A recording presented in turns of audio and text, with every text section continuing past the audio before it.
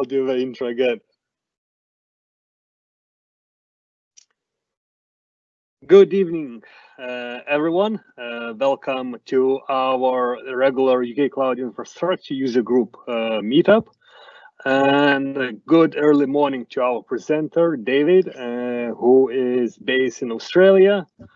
Just a quick reminder, we did have David visiting us in London a year or so ago, where he shared his insights about Pulumi and deploying the infrastructure. It was super successful event, lots of attendance and lots of interest. David, you probably saw it that our main page on the meetup is still with you, with the crowd, with all the people.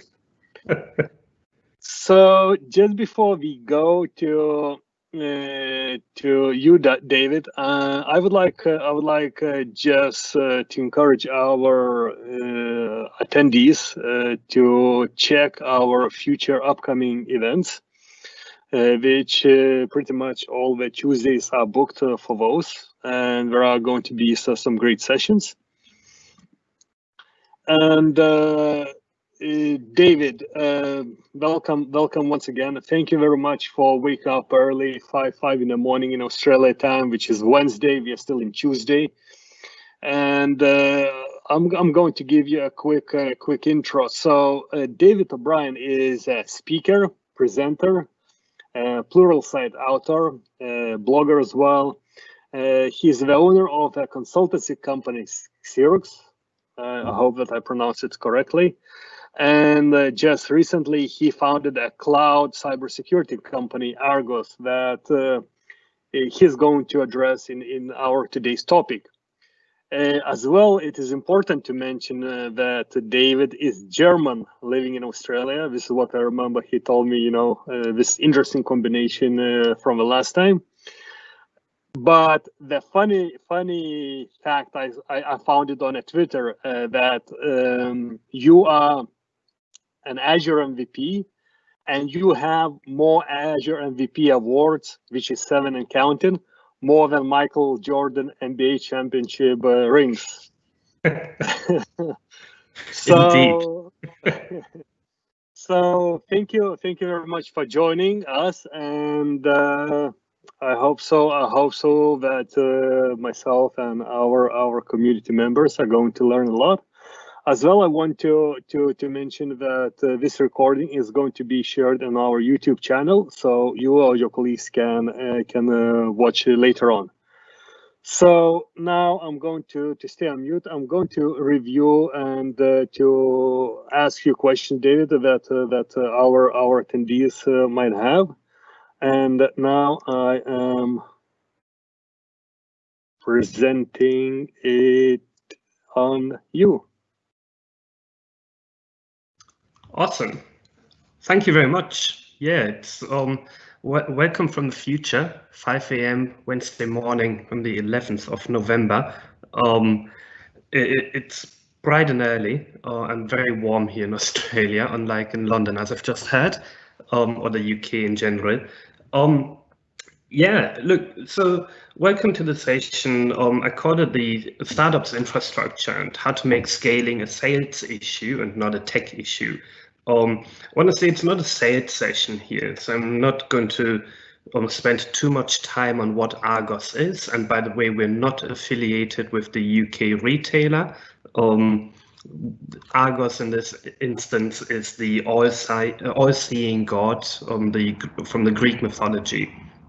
Also, just on that fun fact, yeah, I'm German, but I'm also Scottish. So just to confuse people even more with my accent. Martinez already gave me a really good intro. So here's just a few facts around who I am, my Twitter handle, my blog, and ARGOS's website. And if you've never been to Melbourne before, on the lower right, you can see a really nice overview of Melbourne from my most beloved hobby, flying around Australia. If you are a Formula One fan, you'll probably you can probably, it's very early, brain is not really functioning well. See the Albert Park Lake down there, which is the Formula One track of Melbourne. All right. So why did I start this company? So over 10 years, to give you some background, I've been a consultant. As Martin has mentioned, I founded Cyrus, the consulting company, about 3 years ago, and focus a lot on cloud security and cloud automation, DevOps, infrastructure as code, all of that. And over time, I just came to the conclusion that especially the unsexy stuff in our industry is regularly overlooked.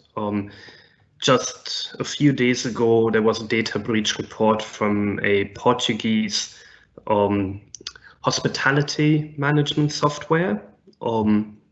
They work for Booking.com and all of these really big hospitality websites. They leaked, I think, 11 million customer records, and including credit card information apparently, and all of that because of a misconfigured storage account. And the same thing happened the week prior here in Melbourne with a recruiting company, and it happens over and over again.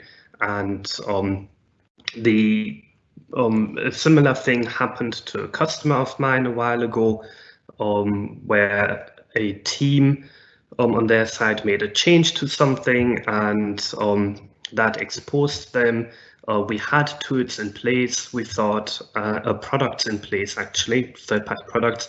We thought that were supposed to protect us. They didn't, and that sparked the idea to start ARGOS. So we are a cloud security posture management product, and we do all of this in real time, and we don't mistake compliance for security. Enough of that pitch. So because of that, I said, why not start a startup? We should totally start a startup, I said. And so I did, because the idea behind startups is you have this awesome idea, you build a great product, and you get rich in no time. If anybody's watched Silicon Valley, great show, by the way. And if you've ever started your own startup, it's scaringly accurate. Very accelerated emotions, up and downs, like a roller coaster. Very interesting. Unfortunately, though, the reality behind a startup is very different. You have limited funds. You have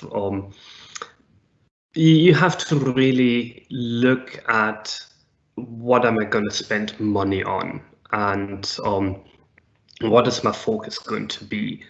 And because we're fully bootstrapped, we don't have any external funding yet. Who knows in the future, but everything is out of our own pockets. So this is more the reality. That said, the customers, the organizations that we're working with, obviously expect service and high quality, and they want reliability in the application, right? They don't want to hear where the application is going to be down for a few hours or maybe a day even, because we have to patch our virtual machine or something like that.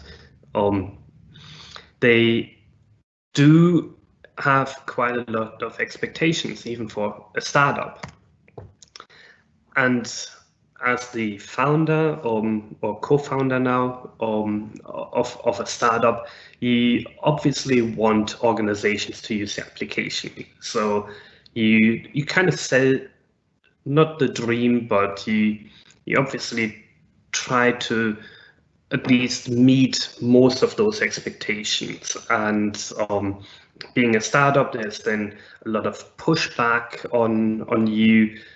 You're not feature complete, you're not a mature company, so why should I pay this much for you?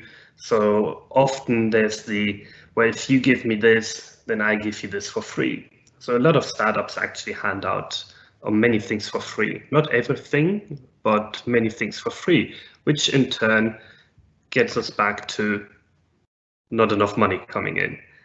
And we still need to pay people, and we need to pay infrastructure, and yada, yada, yada.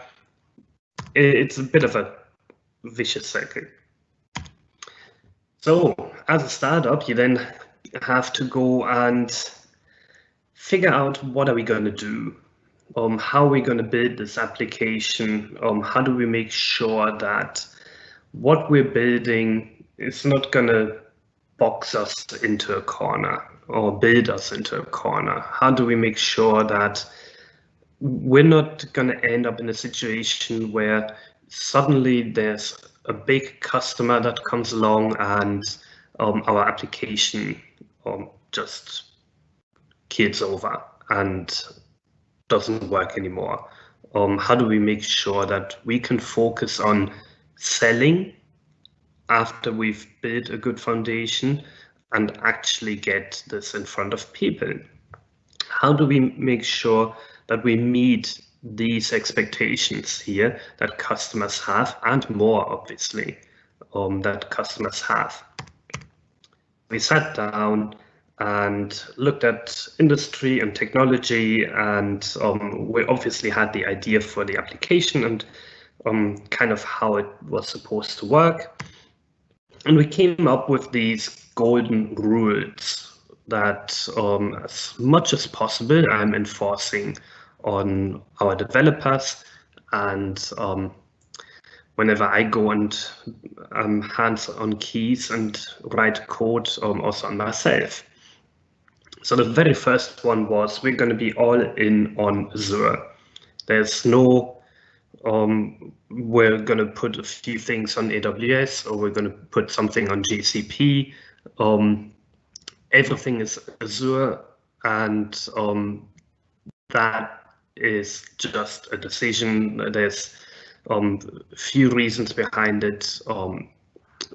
I'm more familiar with it, that's one. More affiliated with it, that's another one.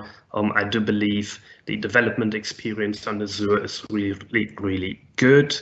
You can hire some good talent for it. So there's a few reasons why all in on Azure. Strict focus on security. We're a cybersecurity company, and as a consultant, I'm usually very, very blunt, or used to be as a consultant, very, very blunt with vendors that claim to be security companies, but don't know the first thing about cloud security.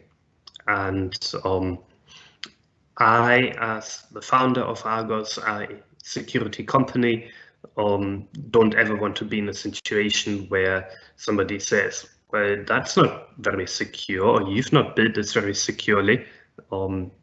This would be a terrible blow to our reputation, I believe.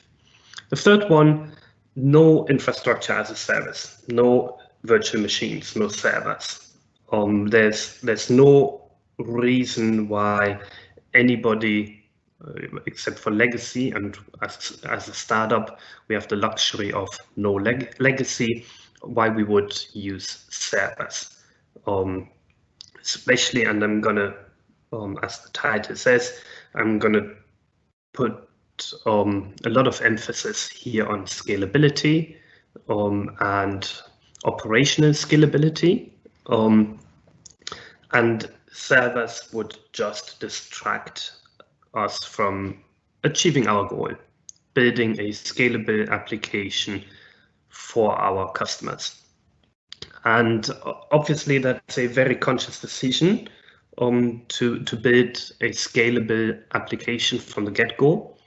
I believe a few years ago, this was this used to be where we can be very scalable, or we can do something quickly. I think that's a very pre-cloud mentality, where we can, if you had to buy or rent servers in a data center, or colo, then you might have had to go and say, well, really, we don't have that many customers. We're just going to go and rent one rack or one virtual machine, or one server or something, before we go and commit to buying 100 or 1,000 servers, right? In the cloud, I think that's not really a problem anymore. You can absolutely build scalable infrastructure from the get-go. The next one is a big one, free tier as much as possible. So back to, we don't really have money to spend because we don't really have revenue as a startup. And to be quite honest, not many startups in this world, or in this universe at least, have much revenue. So we have to be really conscious about where we're spending money. So a free tier or services that have a very big initial free tier were the ones that we leaned towards the most. Same with third-party solutions, where there's quite a lot of third-party solutions that we integrate with, or have to integrate with, and I'm going to get into that in a second, that offer startup tiers. So if you are an eligible startup and you have to prove certain things, then they give you quite a nice startup tier with some freemium in it. That goes into buy over build. It's something I tell, or used to tell, quite a lot of my customers, to not build everything yourself. If it's not going to make you money, then why are you spending money on it? Yeah, so building something yourself is usually a lot more expensive and than buying it. That's just economies of scale. If you are a payment provider, for example, then you make money from being a payment provider, and you have many customers ideally, and the development time you spend on building this payment provider out and making it a service, you recoup that through your customers, obviously. We are not a payment provider, so I'd much rather pay, and that goes back into free tier as much as possible. Pay somebody else to give me the service. And the last one that ties into my session from last year, where I was in London, everything had to be automated. So no matter what we did, everything had to be automated, and we use Pulumi for that. So we use Pulumi infrastructure as code. We use GitHub Actions. So we're full in on the Microsoft stack with GitHub and Azure and Pulumi on top. So our brainstorming ended up in this very nice diagram that I very intentionally didn't bother making into, I don't use Visio, we use Lucid Charts, but just to show you what we came up with. So this is our application, and let's see, can I, where's my, anyways, so in the middle, you see the API that we have. So we've written our API in .NET Core. It's running on Linux, on Azure Functions. And our front end is a static website on Azure Storage. We integrate in the lower left here with SendGrid to send emails. In the lower bottom here, our backend is Cosmos DB. In the upper right, we use Stripe as our payment gateway.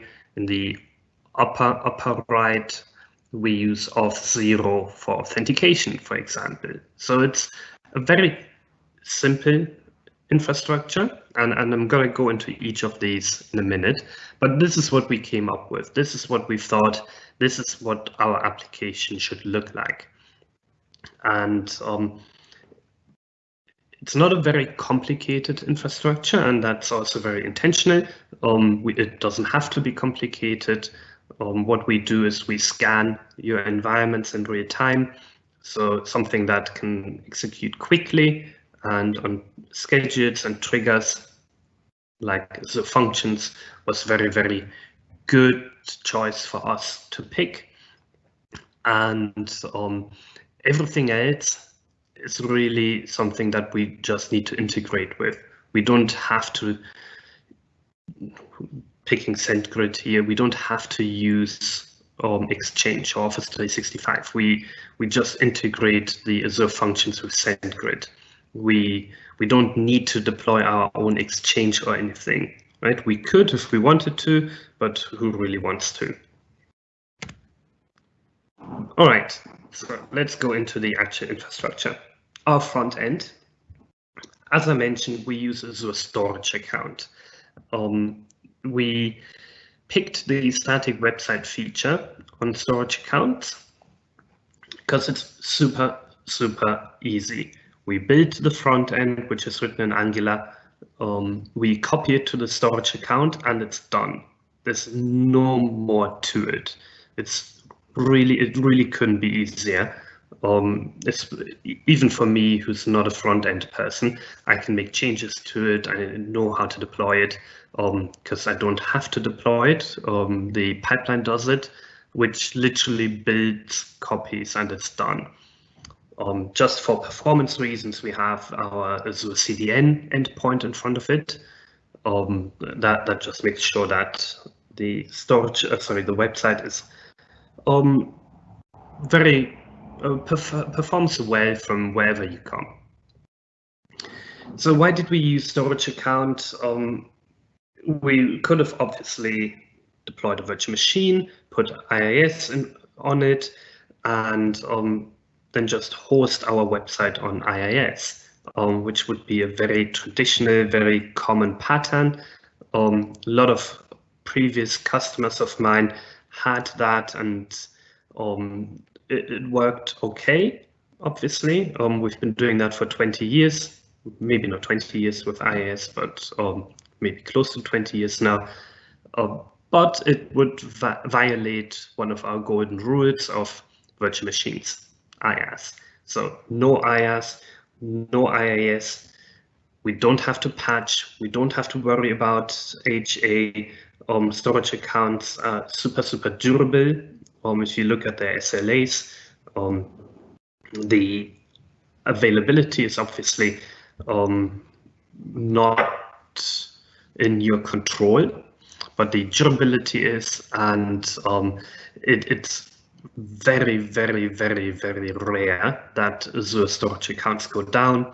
And even if that was the case, it's really easy for us to make them multi-regional. At the moment, our front end costs us $24 a month.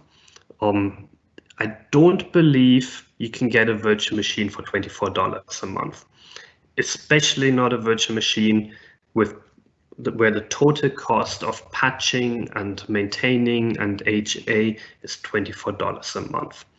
So we believe that our static website, our Angular front end,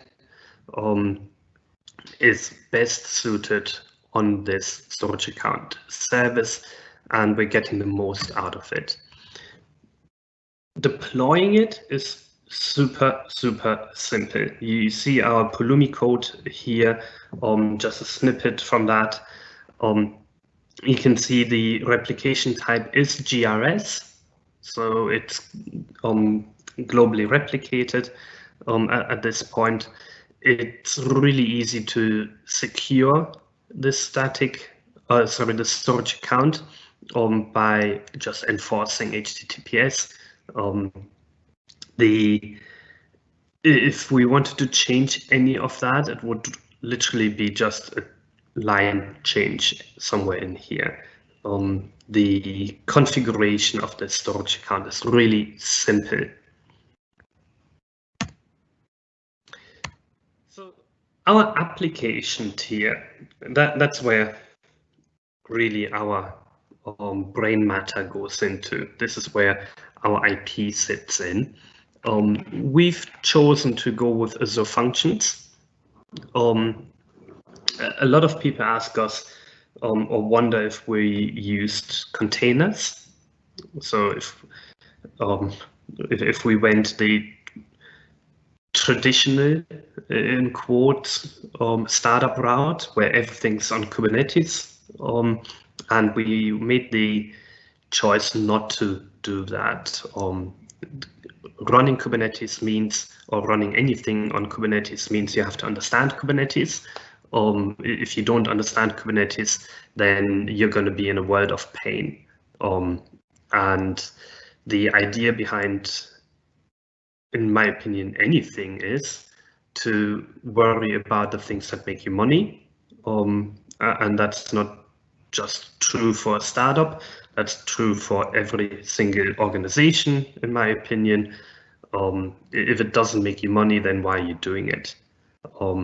If it doesn't make the organization money, if it doesn't work in favor of your organization making money, then I know it's a very capitalism point of view, but that's just how everything works. Then why are you focusing on it? So Azure Functions in our case make the most sense. It's abstracted enough for us to worry only about our code. And if you remember back to our diagram here, our API in the middle, it does say .NET Core API. So we have chosen to write our API in .NET Core, but we're also running on Linux. So we've chosen Linux for a few reasons, mainly because it means that we can really, as .NET Core, we can run on anything. But it also means that it's super easy for anybody to just come on board here on our site and just build and work on the application. Whether you're running a MacBook or a Windows machine, it really doesn't matter. And really, one of the reasons why we've chosen Linux is not actually because of our application, but because of one feature that we use, which has an SDK that only works on Linux. Our application doesn't really care being .NET Core, but the nice side effect is that anybody can just pick the code up and work on it.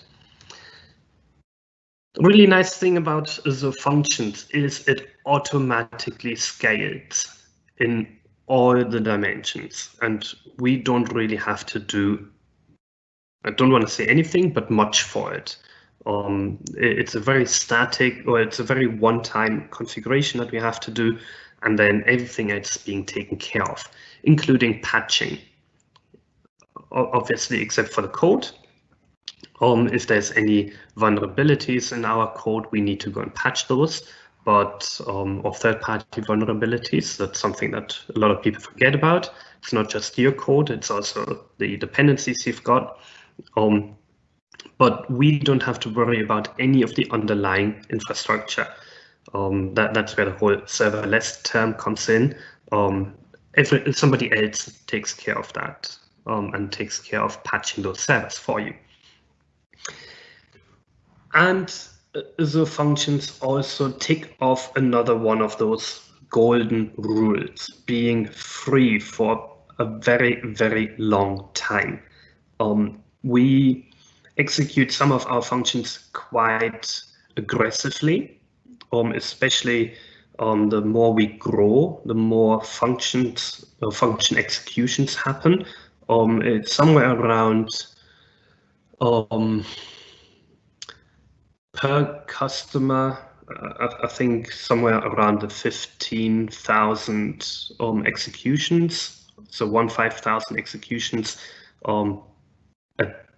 per hour. I need to check our calculation again. So there's quite a lot that happens, but it's also free for quite a while. At the moment, we only spend around 20 cents an hour, a month for our functions. So comparing that back to our storage, which is at $24 a month, and we wouldn't be able to get a virtual machine for that. We could have also gone and said, well, we're just going to use a virtual machine for our app tier and pick some sort of virtual machine. None of them would have only cost 20 cents a month. And yeah, again, no patching, no maintaining, no HA that we have to worry about. It's all being taken care of. So, and it's much easier to also tick off the everything needs to be automated golden rule. At the moment, we're on a consumption plan, as I mentioned up there. If you take a look at the app service plan configuration here, the SKU at the moment is set to dynamic. If we wanted to go higher and use a dedicated app service plan, then you can see the commented out line here. It's very simple for us to just scale up, and the underlying infrastructure would still take care of the scaling out if we had to, depending on our load. At the moment, the dynamic consumption plan is enough for us, and we don't have to scale up to a premium plan, which would obviously cost more money. Right now, our metrics show us, and I'm going to get into metrics and logs later on, show us that we're going quite well with the consumption plan. Over here, we can see the actual function configuration, where you see it's on Linux, and if we wanted to change any of these configurations, really all we had to do is make a change to one of those lines and redeploy the infrastructure. Obviously, all of it is idempotent, so nothing would actually be redeployed, but only changed. And again, as on the storage account, it's very simple for us to secure our infrastructure. The HTTPS only flag in here, for example, makes it very easy and very obvious to set certain security settings. Obviously, just enforcing HTTPS doesn't make you default. It doesn't make you secure by default, but having everything in code and only enforced through code makes it very simple to be secure. And there's obviously other bits and pieces in our infrastructure that help us with our security posture.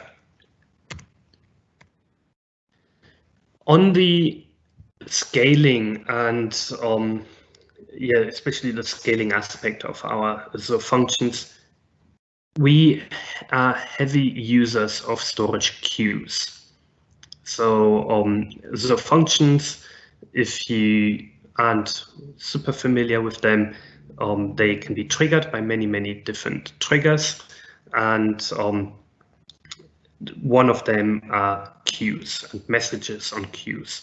So we use them heavily, especially for asynchronous executions, and the bulk of our executions are asynchronous, executed on a timer basis. And to give you an idea, every 60 seconds we scan your cloud environment or a cloud subscription or cloud environment, depending on which cloud you're on. Every 60 seconds we execute a couple of hundred things, against every single customer.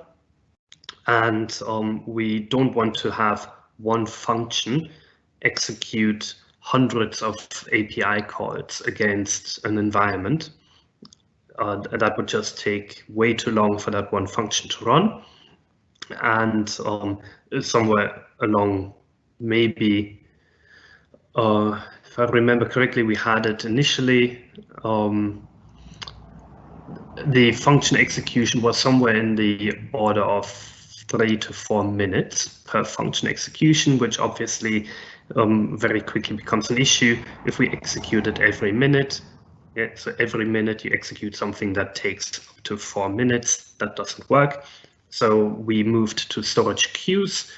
So we have one function that just puts messages on a queue, and then the underlying functions infrastructure just takes care of scaling out into hundreds of function runners that just pick these messages off the storage queue and just execute it. I'm going to show you what that looks like in a second in the code. It was really, really simple to configure this. It might sound a bit more complicated, but once you see the configuration, it was really simple to do it. The only functions that are HTTP triggered on our end are the synchronous things that we need to be.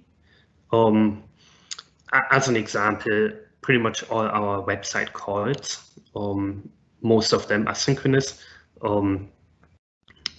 Not necessarily synchronous, but I just classify them as synchronous now. Pretty much everything on our website is HTTP triggered.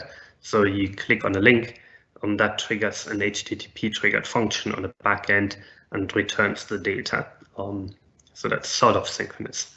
Everything else is timer or queue triggered. And down here, in order for us to put these messages that I mentioned onto a queue, it's down here, the queue header in this function. That's it. That's all we had to do. So in order to configure putting the messages onto a storage queue, those 2 lines here, starting with queue and just the properties of that queue, that's all we had to do. We obviously had to deploy that queue into the storage account first, but the actual code change was adding those 2 lines, and that was it. And there's then another function that just gets the messages from that queue, but really these 2 lines were everything we had to do to get from 4 minutes execution time to, on average, around 500 milliseconds execution time per function. So just to recap that, functions scale automatically. We don't have to worry about any of this scaling up or down, scaling out or in. That's all being taken care of for us. We don't have to worry about the fact that there might be a couple of more customers coming on board, or once it takes off, people just self-onboard, and we've got a press release happening, and suddenly people just sign up for many trials, free trials, and we're being overrun by people. So we don't have to worry about any of that. That's just automatically being taken care of. If we wanted to, if we needed to, if we see our metrics going through the roof and response times going up, then it's really easy for us to scale up into an app service plan, into a dedicated app service plan. We're not foreseeing that for quite a while though.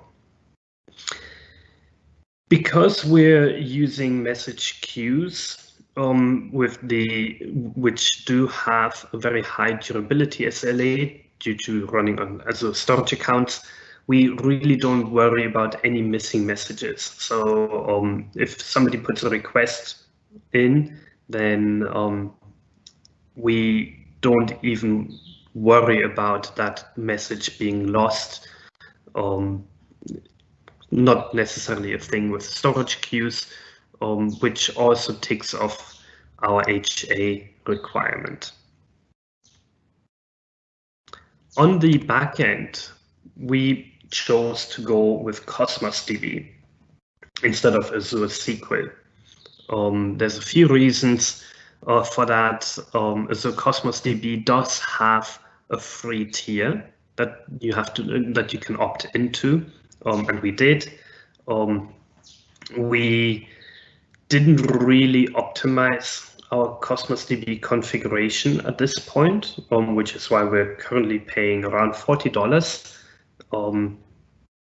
But we're foreseeing that to stay at $40 for a while as soon as we optimize our Cosmos DB use and configuration.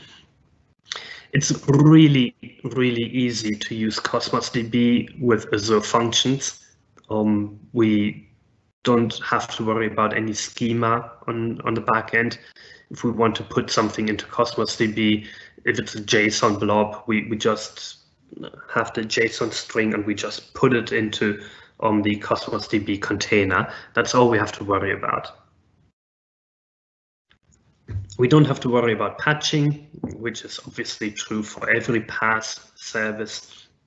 It's being taken care of for us. And HA really comes for free. We currently run in one region. It's, however, also very simple for us to go multi-region with the Cosmos DB service. But even in this one region, we get 4 replica of our data for free. So even if one data center in that region went offline, I'm not foreseeing any issues with that. Also, on top of that, we are a startup. There's not necessarily an expectation to be multi-region globally distributed at this point. So I don't necessarily worry too much about a full region outage. And even if that was the case, because everything is automated, it is very, very easy for us to just deploy into other regions. The configuration of Cosmos is, as you can see, super simple. We've got the automatic failover configured to true.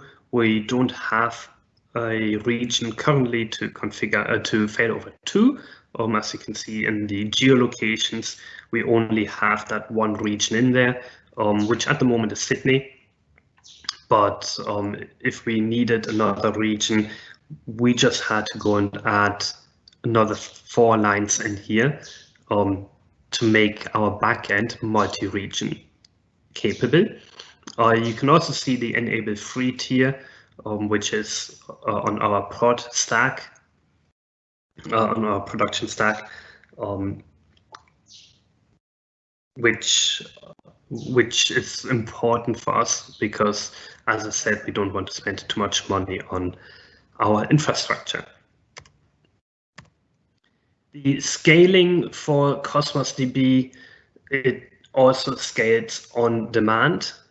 So if we have to go and serve many more customers eventually, then we don't necessarily have to worry too much about the backend scaling with us. The load on the backend is actually not going to be too hard anyways. We do take most of the brunt on our app tier, not so much on the data tier. The only load that will go up with more customers is a read, the read capacity on Cosmos DB, and it's also really fast for read. So it auto scales based on demand. You can define fixed request units or RUs per database container on Cosmos DB. And right now, that's also what we've done. So you can see the throughput here for the actual database, for the with Cosmos DB, you have an account. So here you see us deploying that account, and Cosmos DB account. That's not the database. Into that account, you deploy a database. So it's similar to on SQL, you have your SQL server, and then we deploy our database. And then inside of that database, you have containers, which could be equivalent to tables on SQL Server. So you can configure fixed throughput per database container if we needed to. Right now, we have a fixed throughput configured on our whole database. But making that change to have higher throughput dedicated on our database is just a line change as before, or to make it fixed per database container would just make that change on that specific container. Third-party integrations, I mentioned I don't want to waste development time on things that we can buy. We use SendGrid for email because they have a really nice free tier for I think a couple of hundred emails a day that you can send. We don't send too many emails. We don't want to be noisy. We don't want to be annoying. If we send you an email, it's important and not something you should ignore. So SendGrid free tier is very, very powerful for us. Authentication, we use Auth0 as our authentication provider. They have a startup tier, which is really, really powerful. We don't pay for that, so that's really nice. They allow us to have you bring your AAD credentials or G Suite credentials or Amazon credentials and use them to log into our application. I could have wasted a few months of development time to do the same thing, but that would have been wasted money if I can just buy the same service. Payments for payment of our service, which is a full SaaS application, by the way, so we are software as a service. We use Stripe. Stripe is one of the most commonly used payment providers all over the internet.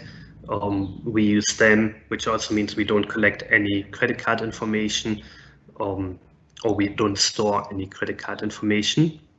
And that all goes to Stripe, which in turn means we don't have to be PCI compliant, which is really nice, because being PCI compliant would cost us another, I don't know, $150,000, I think, for the audit and the actual compliance. And that's money I would rather spend on something else. Aside, we don't have that money. So that said, CI/CD, I mentioned that before, we use GitHub Actions, and for infrastructure as code, we use Pulumi. To slowly wrap this up, there's a few takeaways of that and learnings that we've already learned over the last couple of months.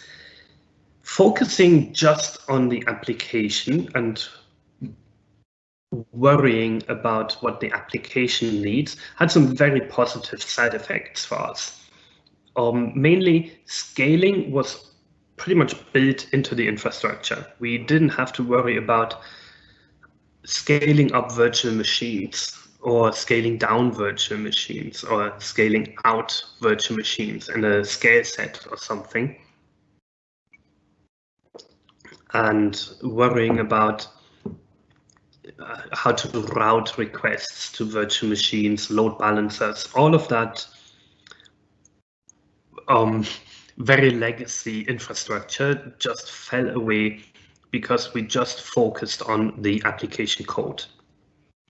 The infrastructure either auto scales or it's literally 1 or 2 lines of code that we need to change in our infra code, commit the change, pipeline picks it up, deploys it, and it's done.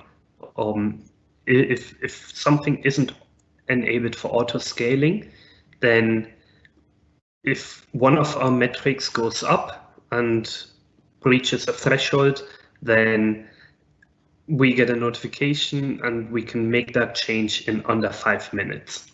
So it's really, really easy for us to respond to those, not necessarily peaks, because that where we do expect peaks, we have auto scaling enabled. But if there's more customers coming, then it's really simple for us to respond to that. So more customers, no worries, as the Australians say. On the other hand, we are obviously locked into Azure. That's really good because we can use Azure functions. Azure functions are super powerful. And it's not just for startups. It's for everybody who has a business process or an application that they need to write or rewrite or transform, whatever you want to call it. They are absolutely powerful, but they are particularly an Azure service. Yep, you can use something like Kida nowadays, where you deploy the Azure Functions runtime on Kubernetes. But as I mentioned before, that running anything on Kubernetes on any platform means you need to understand Kubernetes. And it's not that I don't understand Kubernetes, it's I don't need to understand Kubernetes at this point to have anybody work on this application. The integrations that come with Azure Functions are absolutely powerful. As I mentioned, SendGrid integration is a matter of 2 lines of code.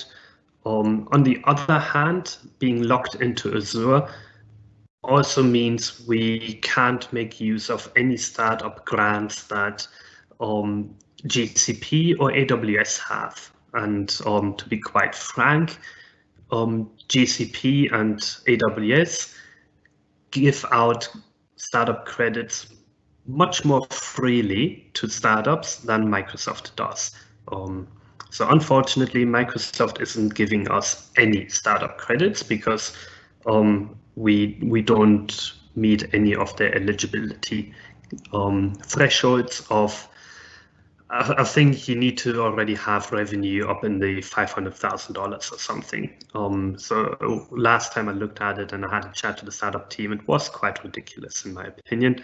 Not necessarily startup focused, but more scale up focused. With our focus on the application and only worrying about the code, it's really easy for us to hire talent. .NET, C#, it's super common. Everybody knows how to write .NET in the developer world, or many people do at least. It's easy for us to hire that talent, even if they don't necessarily understand Azure. Our application is agnostic enough in the code to hire talent, or even if we don't have the money to have a developer on staff all the time, we can contract it out quite easily.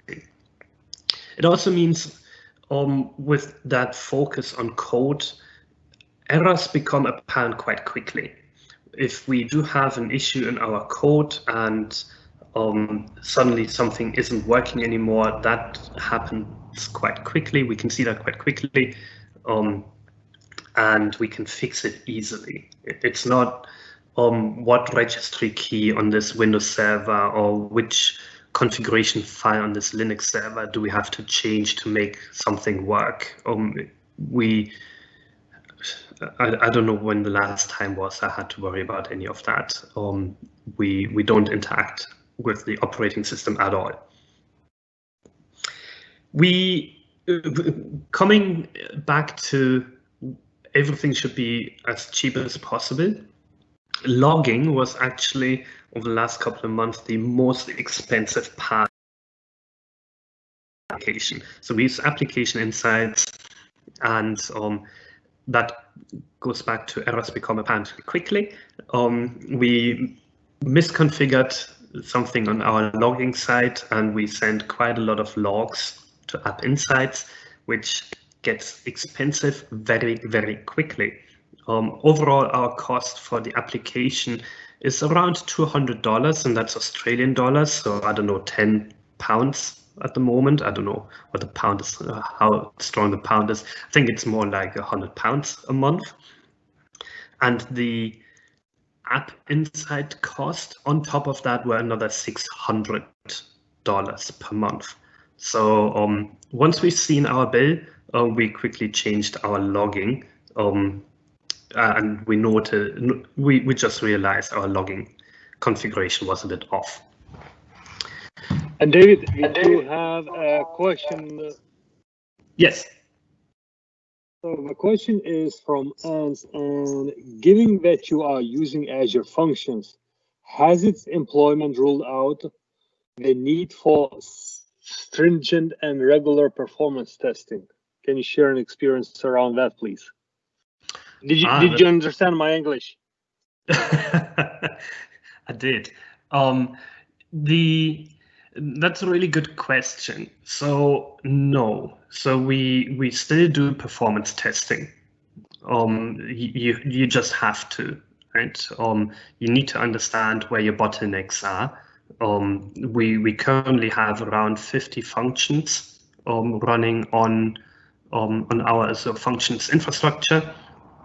You can call it microservice. It's not a microservice, but functions make you deploy many functions as a thing, and we need to do performance testing to understand where we have bottlenecks, right? And that's where we do use Application Insights quite heavily. Application Insights is really good at showing us which part of our application is taking the longest. We don't use a performance testing framework as part of our pipeline, but in our pre-prod environment, which we can spin up and tear down quite easily because all code, as I said before, we do look at changes and make sure that or whatever change we made hasn't negatively impacted the performance. Cool. That was also the end of my story. I hope that was interesting. I believe there's takeaways for other startups, for bigger organizations in there. The main takeaway should really be you can go a very long way with $200. There's a lot of services on Azure that replace traditional infrastructure without making too many changes.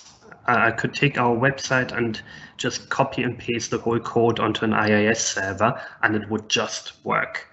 So if it works that direction, then it also works the other direction. If you've got a static website running on an IIS server, just copy it into a storage account and see if it works. If it works, keep it there. Delete the virtual machine, save a couple of $100 a month, and save yourself a lot of headaches around maintaining and managing that server. So the idea is to spark ideas, to spark some thoughts around what is it that we can do to just become a bit more startup-y. Thank you very much, everybody, for dialing in. And yeah, back to you, Martinez. Awesome, David. Thank you very much. It was interesting to hear, from the very first person about the startups. And I believe, in our career, in our environment, we have a startup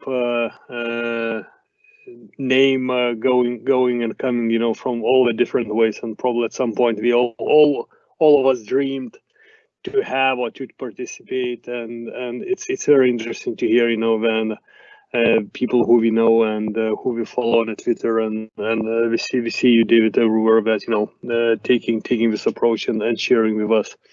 So thank you very much. For all the attendees, I share the link. So this is a small support that we are running for our presenters. So you can buy a coffee for David, especially when he is presenting 5 in the morning Australian time. So thank you for this. And with all of our attendees and community, we are going to meet next Tuesday. That we are going to have Laura Graham Brown, who is the business application Microsoft MVP, talking about the Power Platforms. So book it in your schedule, in your diary, and we'll see you next Tuesday. David, thank you very much once again. It was a pleasure, and till the next time. Thanks for having me. Bye-bye. Thank you. Bye-bye.